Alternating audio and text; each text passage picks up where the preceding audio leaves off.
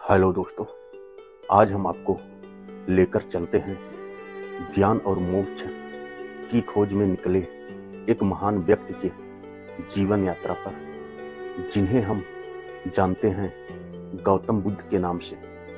कपिलवस्तु नगरी के राजा शुद्धोधन के पुत्र राजकुमार सिद्धार्थ, जिनका जीवन ऐश्वर्य और सुख सुविधाओं से भरा था, परंतु 29 वर्ष की आयु में राजकुमार सिद्धार्थ ने महल के बाहर की दुनिया देखी और जीवन के कठोर सत्य से परिचित हुए। जन्म, वृद्ध अवस्था, बीमारी और मृत्यु ने उन्हें गहराई से प्रभावित किया। इन सत्यों ने उनके मन में अनेक प्रश्न उठाए। जीवन का उद्देश्य क्या है? दुख से मुक्ति कैसे प्राप्त हो? इन प्रश्नों की तलाश में राजकुमार सिद्धार्थ ने अपना राजसी जीवन त्याग दिया और ज्ञान की खोज में निकल पड़े। कई वर्षों तक उन्होंने कठोर तपस्या की, भिक्षुओं से शिक्षा ग्रहण की और जीवन के रहस्यों को समझने का प्रयास किया, और अंत में 35 वर्ष की आयु में उन्हें बोधि ज्ञान प्राप्त हुआ और वे गौतम बुद्ध बन गए। बुद्ध ने अपना जीवन दूसरों का मार्गदर्शन करने और उन्हें दुख से मुक्ति का मार्ग दिखाने में समर्पित कर दिया। आइए हम आगे बढ़ते हैं और गौतम बुद्ध के जीवन, उनके शिक्षाओं और उनके द्वारा स्थापित बौद्ध धर्म के बारे में अधिक जानते हैं। नमस्कार दोस्तों, मैं आपका दोस्त चंद्रकांत। स्वागत है आपका अपने चैनल सीके कमलेश 2.0 में। बौद्ध कहानियों के अनुसार बुद्ध का जन्म लुम्बिनी में हुआ था, जो कि नेपाल में है। शाक्य वंश के शाही माता पिता के यहाँ, लेकिन उन्होंने एक भ्रमणशील तपस्वी के रूप में रहने के लिए अपना गृहस्थ जीवन त्याग दिया। भिक्षावृत्ति, तप और ध्यान का जीवन जीने के बाद उन्होंने बोध गया में निर्वाण प्राप्त किया, जो कि भारत में है। गौतम बुद्ध का जीवन हर किसी के लिए प्रेरणादायक है। गौतम बुद्ध बौद्ध धर्म के प्रवर्तक थे। इनका जन्म 4 से 83 ईस्वी पूर्व हुआ था। बचपन में इनको राजकुमार सिद्धार्थ के नाम से जाना जाता था।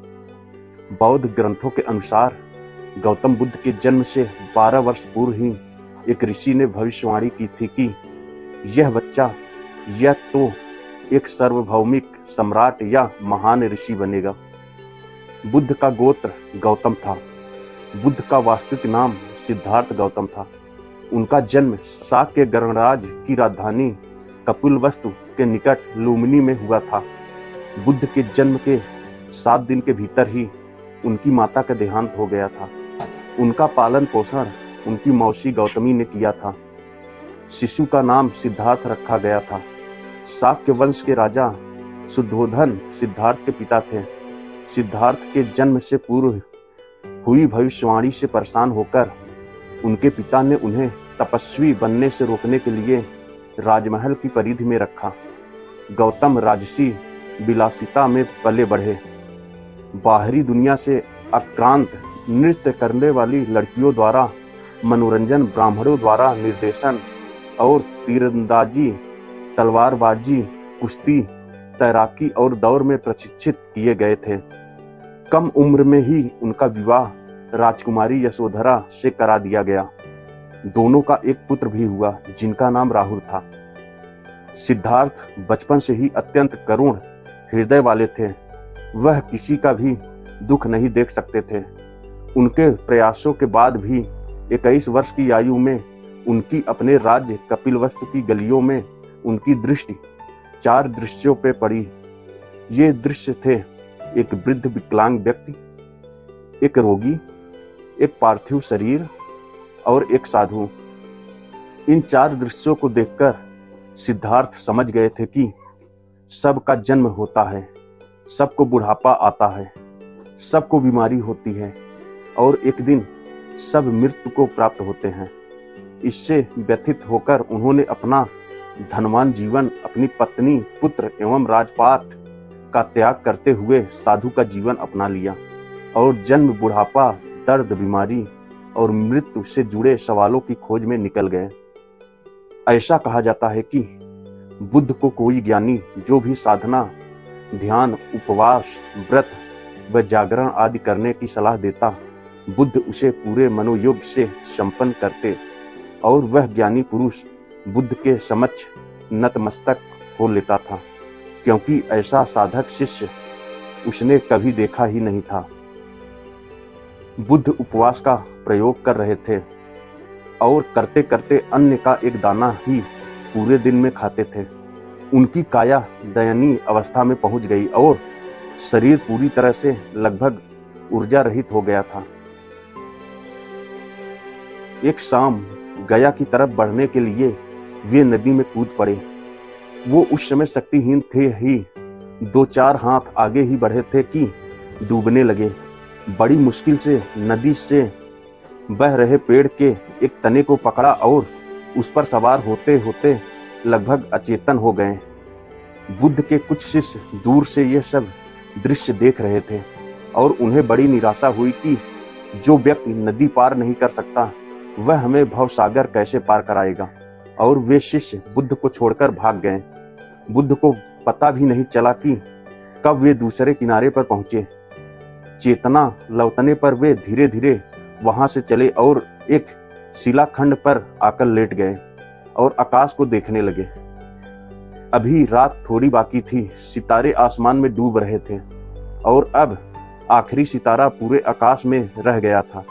आखिरी सितारे को डूबने में कुछ समय लगता है। बुद्ध उसे अपलक निहारते रहे। जब वह तारा डूबा तो बुद्ध उठकर बैठ गए और तत्क्षण बुद्धत्व को प्राप्त हो गए।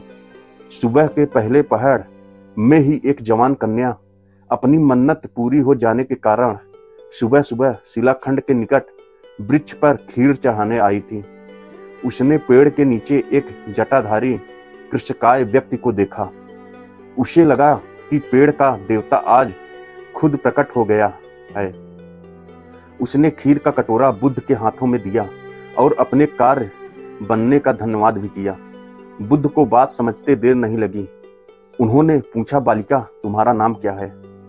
कन्या का नाम सुजाता था। वह दलित कन्या थी। बुद्ध को खीर खाता देख शेष 2-4 शिष्य भी जो साथ थे भाग खड़े हुए। बुद्ध ने कुछ दिन उसी पेड़ के सानिध्य में व्यतीत किया और फिर बौद्ध धर्म के प्रचार में लग गए। गौतम बुद्ध की मृत्यु 4 से 83 ईस्वी में पूर्व कुशीनारा में हुई थी। उस समय उनकी उम्र 80 वर्ष थी। बौद्ध धर्म के अनुयायी इसे महापरिनिर्वाण कहते हैं, लेकिन उनकी मृत्यु के मत में बौद्ध बुद्धिजीवी और इतिहासकार एक मत नहीं है। कहा जाता है कि गौतम बुद्ध की मृत्यु जहरीला खाना खाने से हुई थी। हालांकि उसे खाने के बाद बुद्ध को उसमें जहर होने की अनुभूति हो गई थी, इसलिए उन्होंने मेजबान से वो खाना अपने शिष्यों को परोसने से रोक दिया था। गौतम बुद्ध ने मेजबान से कहा, आपका खाना बहुत स्वादिष्ट था, मैं वो खा चुका हूँ, लेकिन मुझे नहीं लगता है कि मेरे शिष्य इस खाने को पचा पाएंगे, इसलिए कृपया उन्हें यह खाना न दें।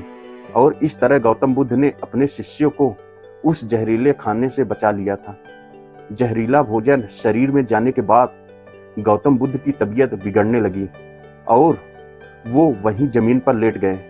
ऐसे में उनका अंतिम संदेश सुनने के लिए वहां मौजूद सभी शिष्य उनके नजदीक आ गए। बुद्ध उस जगह से उठ भी नहीं पा रहे थे, तो वो वहीं अपना सिर टिकाकर लेटे रहे और उपदेश देना शुरू कर दिया। गौतम बुद्ध की इस मुद्रा को आज महापरिनिर्वाण के रूप में जाना जाता है। बौद्धों के लिए यह मुद्रा अत्यंत पवित्र हो चुकी है।